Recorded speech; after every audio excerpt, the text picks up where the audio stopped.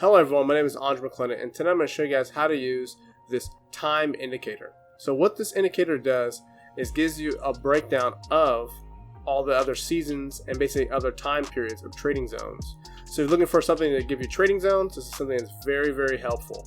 It gives you all the time frames that you can break down, like winter months, summer, how many days, show description. You guys can put in the time periods based on your local time or adjusted time.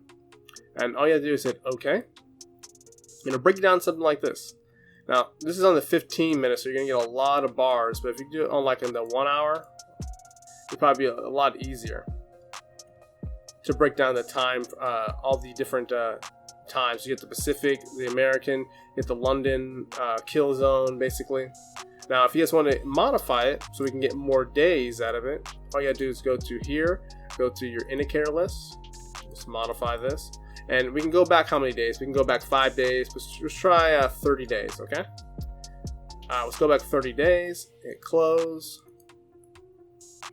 And this will give you guys a breakdown of all the trading zones. Just give you guys this to say, hey, which ones are the biggest moves? Because we can see, if we look at this American time for zone and the London time zone, these little crossover points are pretty much the biggest zones. Now, the blue right here, this is for CAD yen.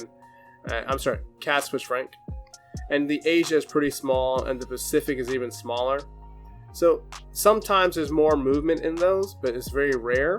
But the biggest movement is basically the Euro zone and the American zone. Now you can do this for other currency pairs to see which are more activities, and then program towards that. So you're like, hey, I only want my robot to trade in the low and these Asian time frames on this currency pair because I don't want a lot of activity.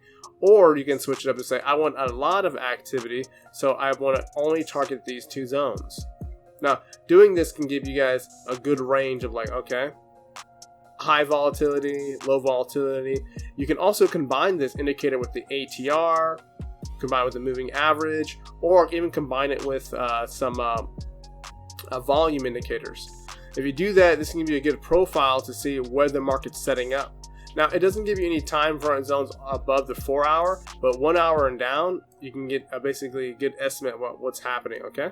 If you need any MQL4 or MQL5 code, just head to my website and join my Telegram. I'll see you guys in the next video.